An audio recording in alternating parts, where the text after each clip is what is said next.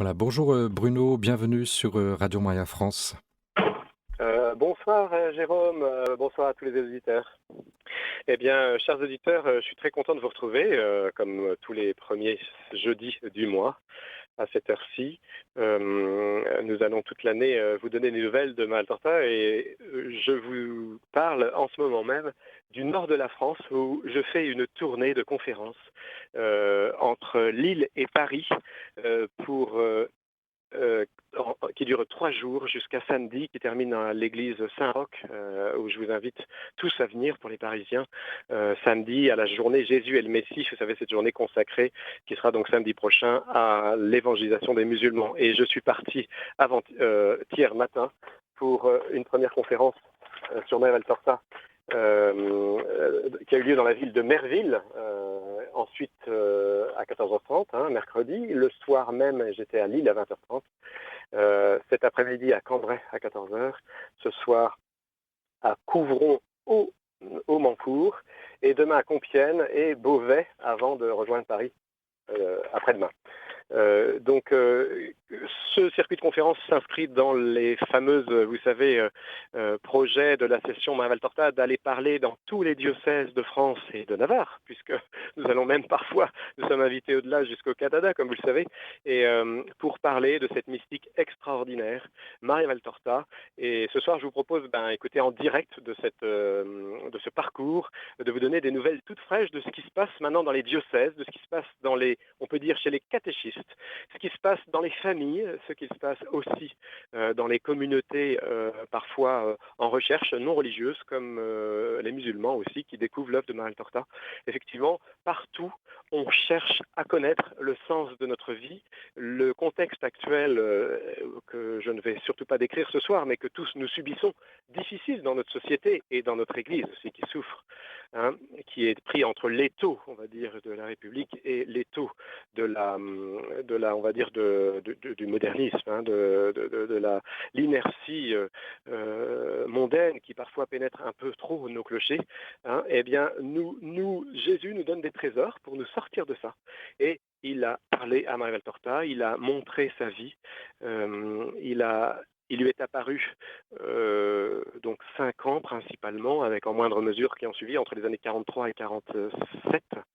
Il lui est apparu plusieurs heures par jour et il lui a montré cette merveilleuse vie, éditée sous le nom de l'Évangile tel qu'il m'a été révélé, qui fait tant de bien à toutes les personnes qui veuillent bien se plonger dans ces livres ou les écouter, puisqu'ils sont disponibles en audio aussi. Alors aujourd'hui, j'étais à Cambrai, à 14h30 pour la conférence du début d'après-midi, et ce soir je serai donc pour une conférence à 20h30 dans la ville d'à côté. Et j'ai rencontré aujourd'hui, figurez-vous, une grosse assemblée de 56 personnes, dont 3 prêtres. La conférence avait lieu donc dans le diocèse de Cambrai, béni par le père André Merville, qui aime beaucoup l'œuvre de Valtorta et surtout qui se rend compte que des fruits de lecture dans sa propre paroisse. Et alors, 2 autres prêtres l'accompagnaient et ils ont pu découvrir, commencer à se rendre compte peut-être que cela pourrait les aider dans leur propre vie, parce que je vous rappelle, Jésus donne l'évangile tel qu'il m'a été révélé. D'abord, il le dit dans les 7 raisons qui sont expliquées au chapitre 38 du volume 10. Vous pouvez les retrouver, chapitre 38 du volume 10. D'abord pour les prêtres, pour ses fils de prédilection. Ensuite pour nous, chrétiens, parce que Jésus dit à Maria Valtorta, vous sombrez et je veux vous sauver. C'est un moyen de plus, c'est une bouée de sauvetage, cette œuvre magnifique de 4800 pages au milieu desquelles on peut contempler notre Seigneur dans ses paroles. C'est l'évangile donné en plus des 4 évangiles, mais qui ne les contredit pas, bien au contraire, qui ne nous en éloigne pas, au contraire, c'est le même évangile, simplement elle l'a vu.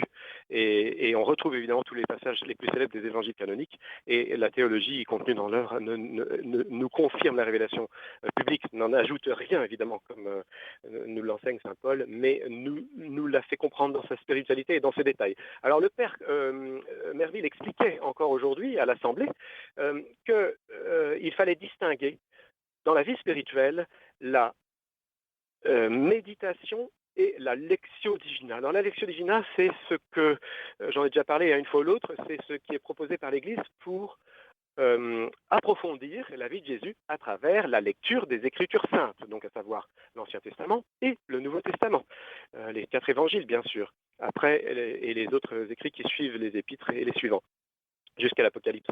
Et alors, les moines, par exemple, inscrivent dans leur programme de la journée la Lectio Divina. La plupart des communautés religieuses ont dans leurs règles ce point commun, en plus des multiples prières, de jour et parfois de nuit, eh bien, de lire au moins une fois par jour les Écritures saintes. Et donc, pour cela, il faut, je vous le rappelle, les concordances, les qu'est-ce qu'il faut? Évidemment, eh ben parfois des explications théologiques pour comprendre la spiritualité, les appuis des pères de l'Église, les explications par exemple de la chaîne de saint Thomas d'Aquin, etc. Et tout cela pour comprendre ces évangiles.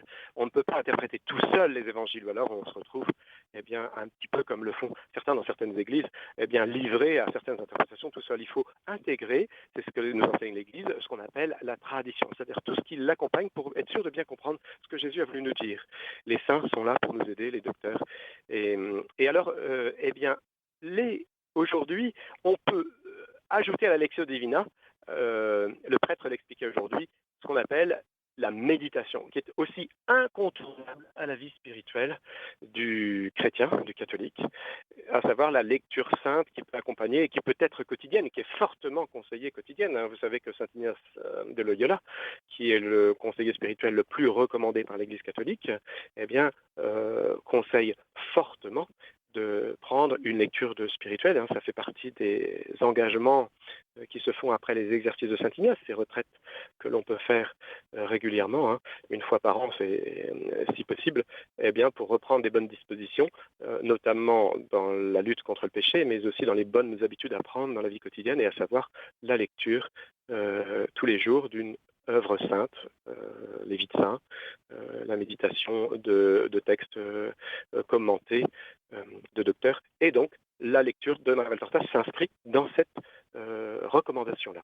Les révélations privées, je vous le rappelle, sont tout à fait dans les cases prévues par les canons de l'Église catholique, à leur place, à savoir elles sont fiables et conseillées, et donc plutôt l'Église se prononce sur les révélations privées par une non-interdiction. Vous voyez, elle se prononce en disant on n'interdit pas. Alors, pour le cas précis de Valtorta, sachez que si Pie XII, il y a un combat encore autour de l'œuvre, vous connaissez certains, si Pie XII l'a encouragé le 26 février 1948 en répondant au servite de Marie qui lui demandait la permission de publier l'œuvre, et donc après l'avoir lu, le Saint-Père dit « Publiez l'œuvre telle qu'elle, qui lira comprendra ». C'était pour répondre à la question « Saint-Père, très Saint-Père, est-ce qu'il faut la publier en ajoutant des notes ou pas ?» Le Saint-Père a dit non, publiez telle qu'elle, qui lira comprendra. Le 26 février 1948.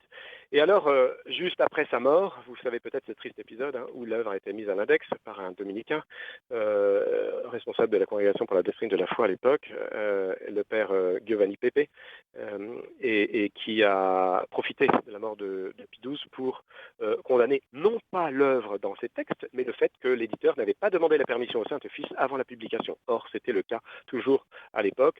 L'éditeur a cru bien faire parce qu'il avait demandé plutôt au bon Dieu qu'à ses saints, à savoir au Saint-Père, et il pensait que c'était suffisant.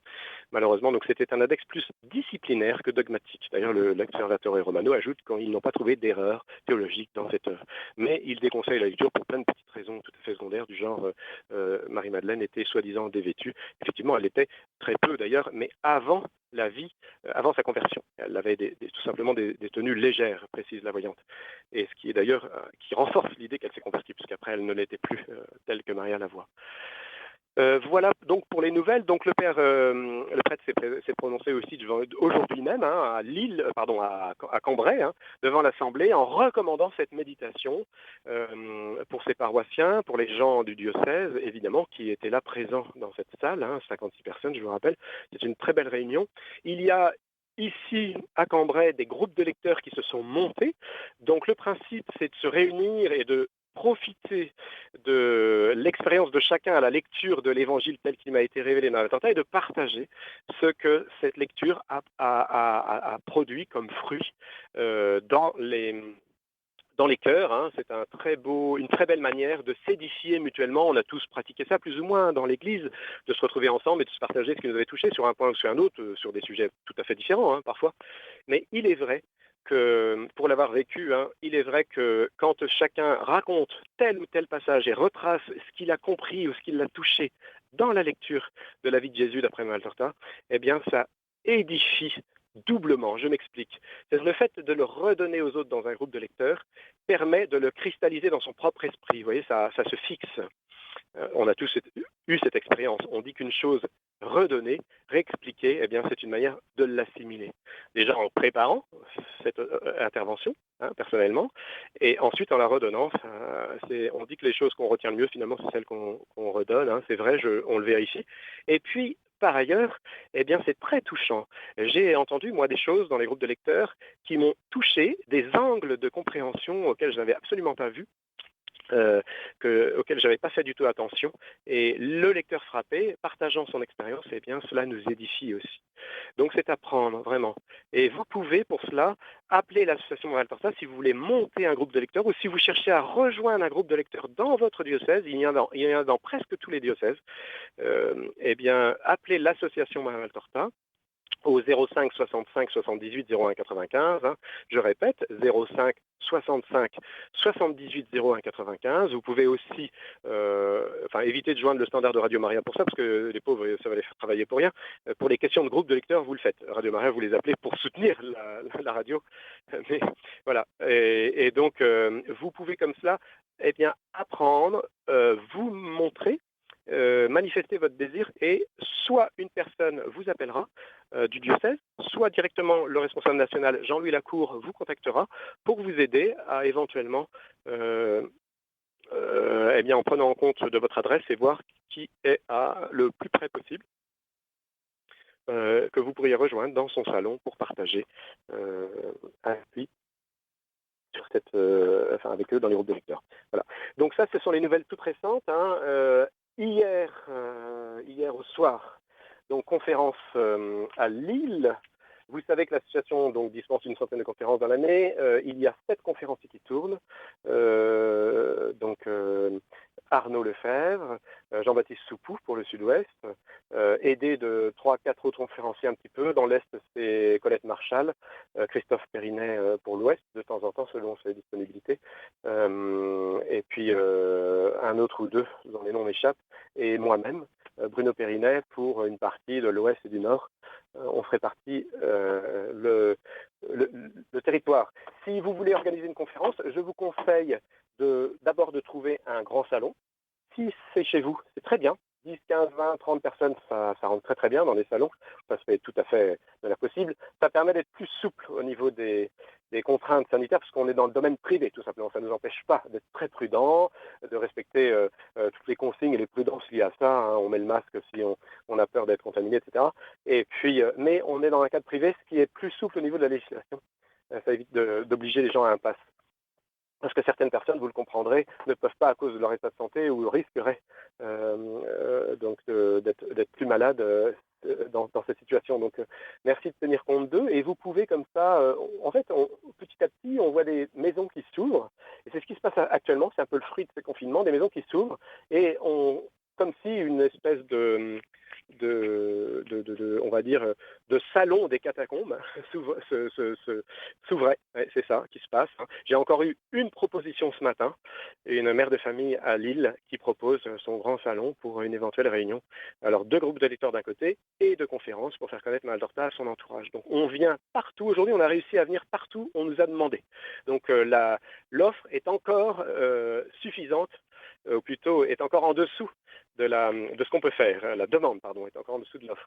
Donc, n'hésitez pas à continuer. Tant que c'est possible, on ne sait pas à quelle sauce nous serons mangés dans les mois ou les années à venir. Donc, on peut encore faire connaître cette œuvre et faire connaître Jésus. C'est un moyen, je vous le rappelle, de faire connaître notre Seigneur qui est privilégié aujourd'hui. Hein. Il suffit d'ouvrir un livre. À l'époque, Saint Paul, vous le savez, nous le savons, Saint Paul a été jeté par-dessus de son bateau. Il était passé par-dessus les murailles. Il descendait dans un panier à la sortie des murailles. Hein. Pour faire connaître le Christ, aujourd'hui, il suffit de prendre un livre. Alors, il y a d'autres moyens. Je ne dis pas que c'est le seul moyen dans l'Église, mais c'est un moyen extraordinaire pour faire connaître avec la vie de Jésus de Valtorta.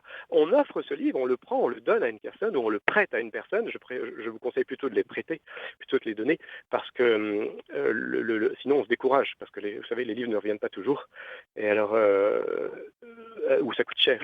Et comme ça, vous pouvez noter sur votre agenda à qui vous l'avez prêté, et 3 semaines après, vous les rappelez, et vous leur demandez si ça ne les intéresse pas, vous passez à une personne suivante. La lecture de Valtorta n'intéresse pas tout le monde. Et on le comprend très bien.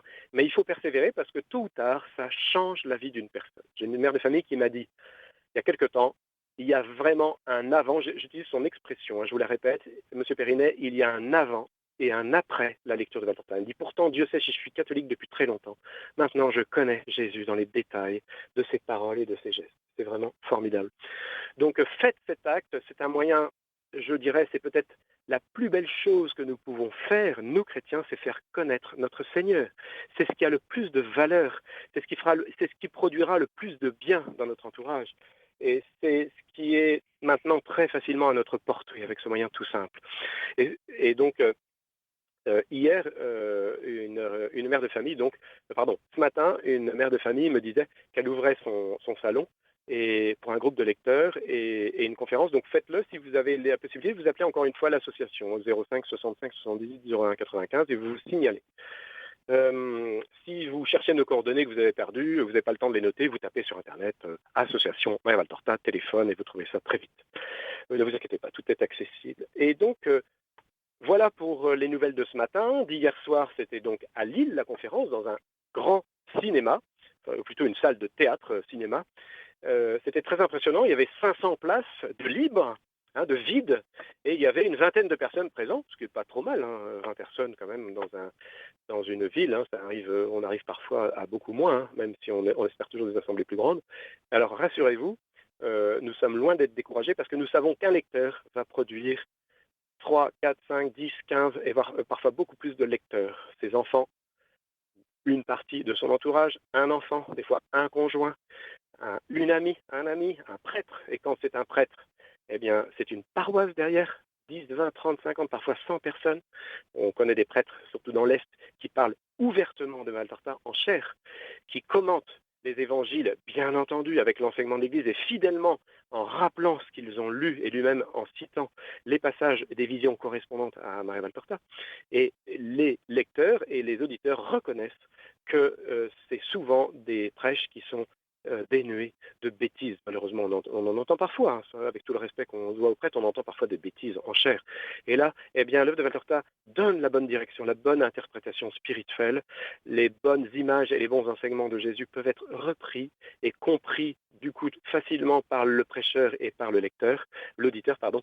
Et cela est une garantie. Vous savez, encore, j'ai vu, et des personnes aujourd'hui même ont abonné leurs prêtres à l'Évangile du dimanche. C'est un trimestriel qui est diffusé par l'association qui permet de glisser dans la boîte aux lettres du prêtre le passage de l'Évangile du dimanche et la vision correspondante de Maria Valtorta qui est publiée dans ce petit livret. Vous connaissez Prions en Église, vous connaissez Paroles et Silence, vous savez, c'est périodique qui permet d'avoir les évangiles. Eh bien, notre édition s'appelle l'Évangile du dimanche et vous pouvez ainsi avoir en plus des textes sacrés qui sont proposés à la liturgie, eh bien, les visions correspondantes à Maria Valtorta. Ça aide beaucoup, beaucoup de prêtres.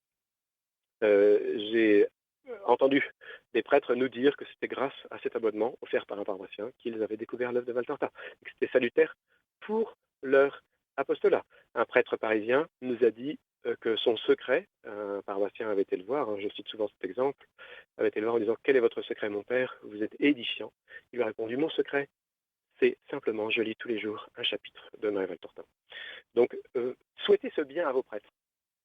Et puis, si certains n'en veulent pas, eh bien, respectez le libre arbitre. Jésus l'a fait bien avant nous. Eh bien, à nous de l'imiter, prier et travailler pour les personnes suivantes que vous rencontrez. Donc ça, c'était hier soir à Lille et à Merville, hier midi, très très belle église, bien centrée, une grande église double clocher qui ressemble à une petite cathédrale. Eh bien,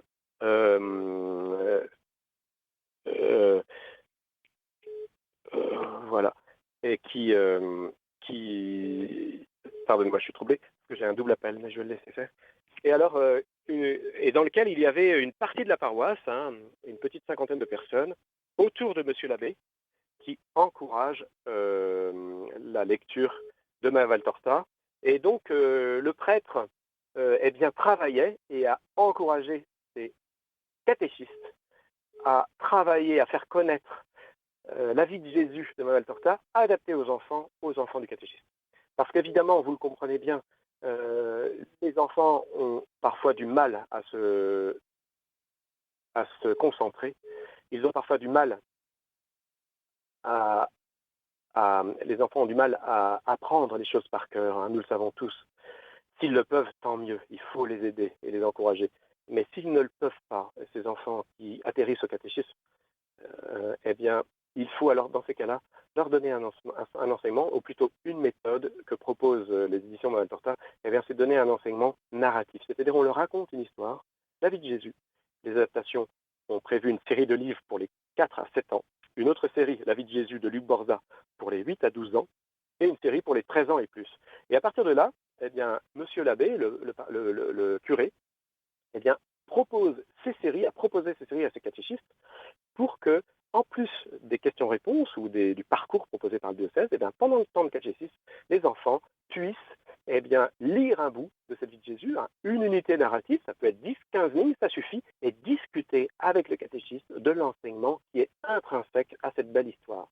Par exemple, Jésus va-t-il guérir ou pas un lépreux, hein, on a des scènes souvent que Maria voit et qui correspondent aux visions des évangiles, qui sont détaillées, très très belles dans les dialogues de Jésus, dans l'évangile tel qu'il m'a été révélé, dans eh bien, dans la réduction, dans l'adaptation pour les enfants, eh bien, quel est l'enseignement qui en ressort? Vous savez, Jésus, souvent, il dit aux malades, si je devais te pardonner tes péchés ou te guérir, que choisirais-tu? Et très souvent, les lépreux disent, parce qu'ils ont écouté l'enseignement de Jésus au préalable, et ils ont compris que l'âme était éternelle et que le corps était temporel.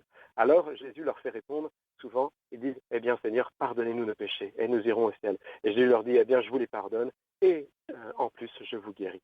Et souvent, vous voyez, les bienfaits matériels sont des bénédictions qui s'ajoutent finalement à notre effort de conversion. Et c'est bien ça qui est important et qui est primordial et que Jésus rappelle tout au long de cette œuvre, c'est la sanctification de notre âme.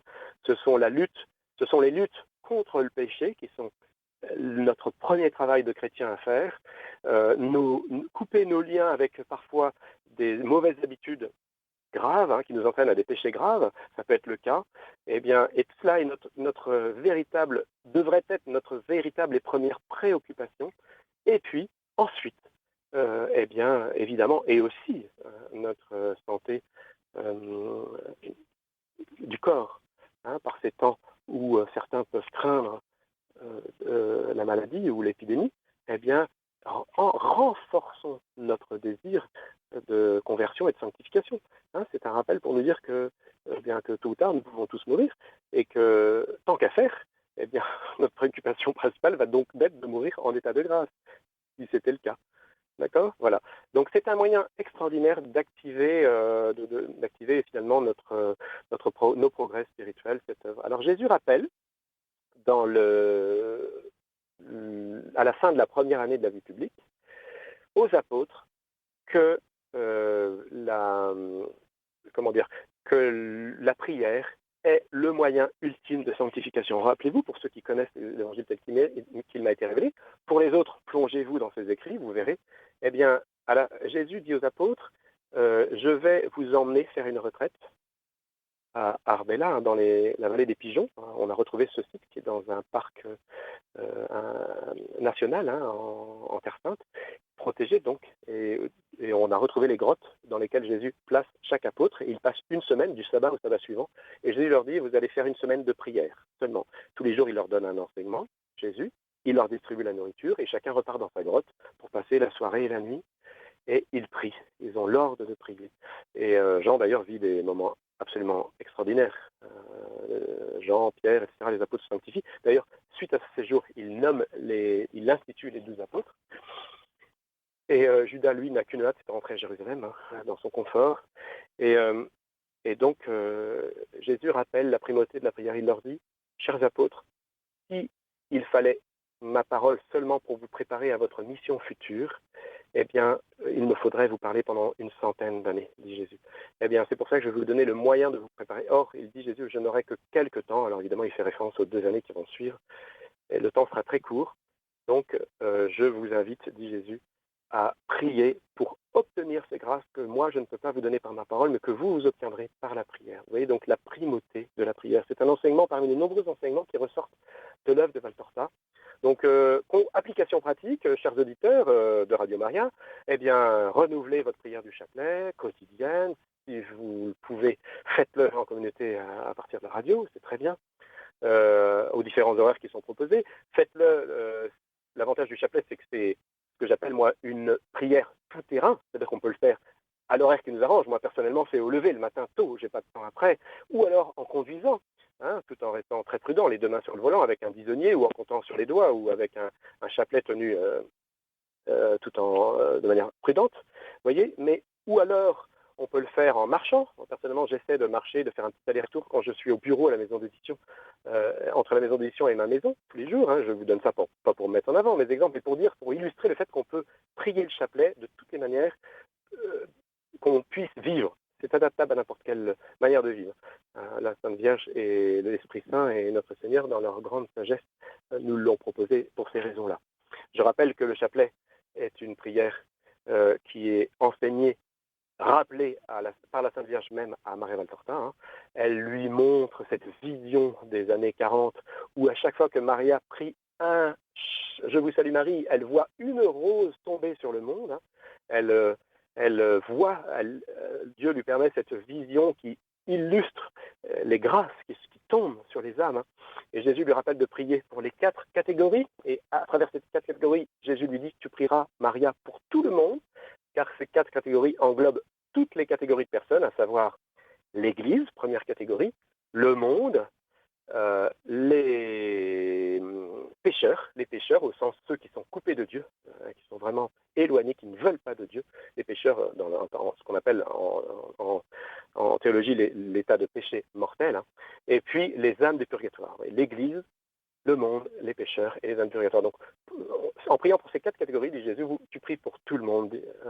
Et donc, prions pour ces 4 catégories et énumérons-les au début du chapelet, en rappelant par exemple l'école de Medjugorje qui dit qu'on peut prier aux intentions de Jésus et de Marie. C'est une très belle intention sur ces 4 catégories. Personnellement, c'est ce que je fais.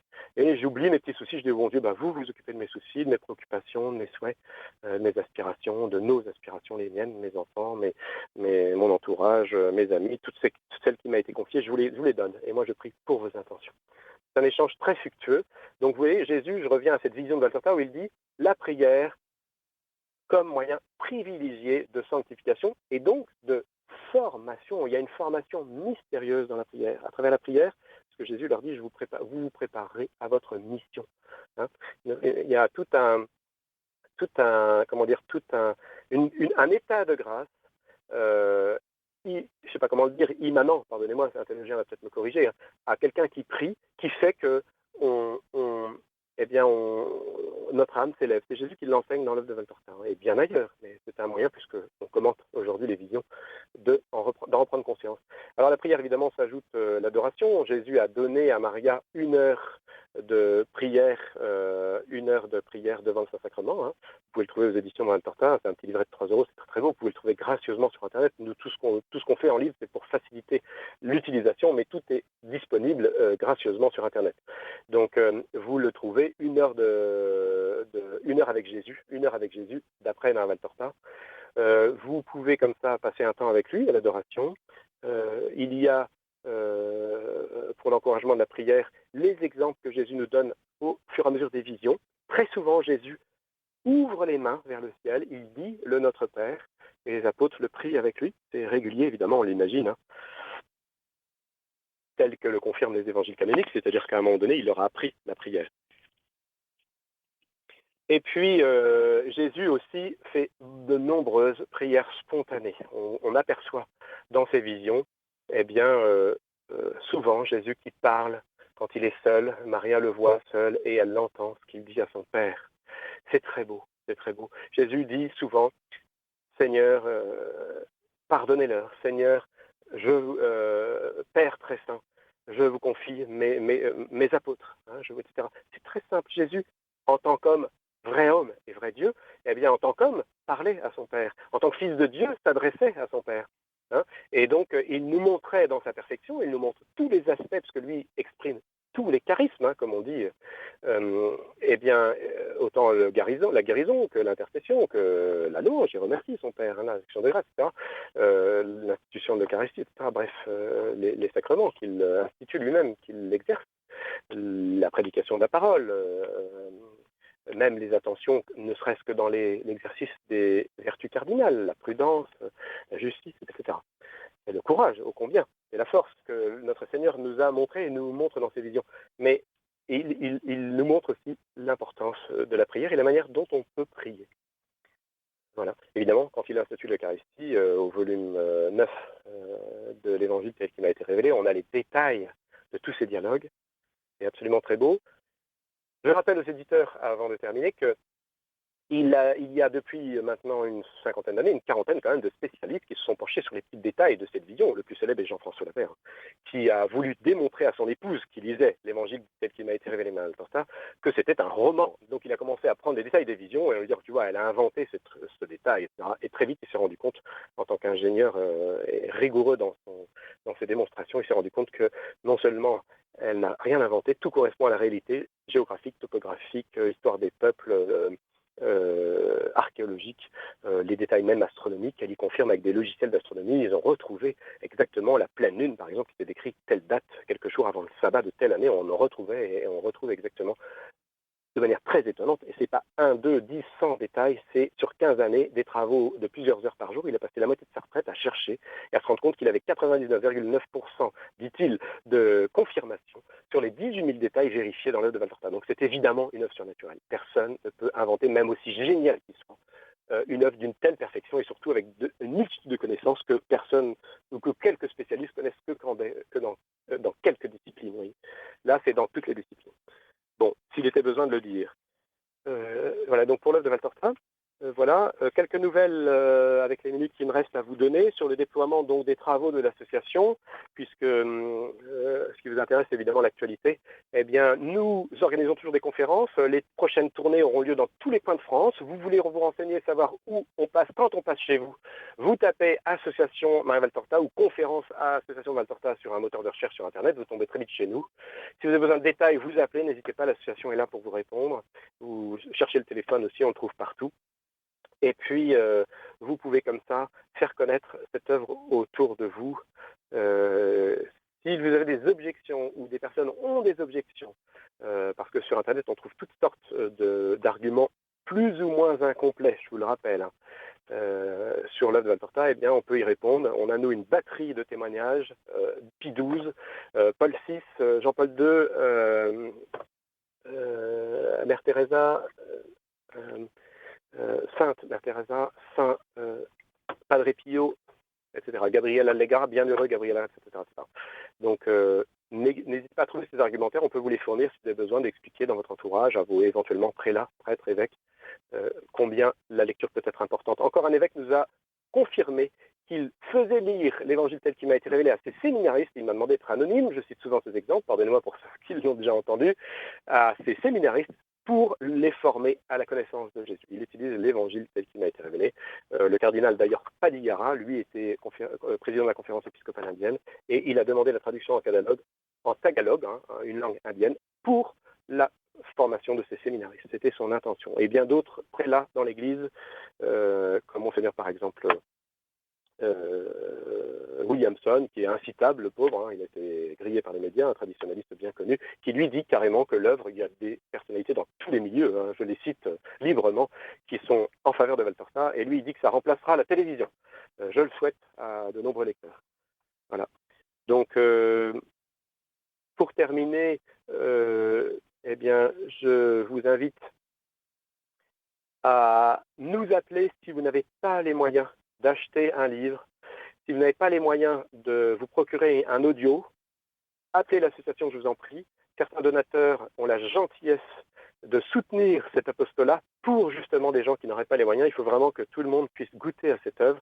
Depuis 20 ans que je préside l'association Maltorta, j'ai rencontré parfois beaucoup de lecteurs, bien entendu, des milliers, hein. Et je n'invente pas le chiffre, hein, c'est vraiment, vous savez, à force on a 23 000, on va dire, adresses de personnes comment dire, qui se sont fait connaître auprès de l'association. Mais on en a rencontré avec les circuits de conférences, oui, un millier ou deux, je dirais. Eh bien, j'ai toujours rencontré des gens qui n'aimaient pas Valtorta, et ces gens-là ont un point commun, c'est qu'ils n'ont pas lu l'œuvre, tout simplement. Je leur dis, mais est-ce que vous avez lu l'œuvre? Ah bah non, mais je suis bien informé. On m'a répondu, bah non. Commencez par la lire. Donc faites lire cette œuvre autour de vous, vous verrez, ça produira des fruits extraordinaires. À très bientôt, chers auditeurs. Merci Bruno, à très bientôt.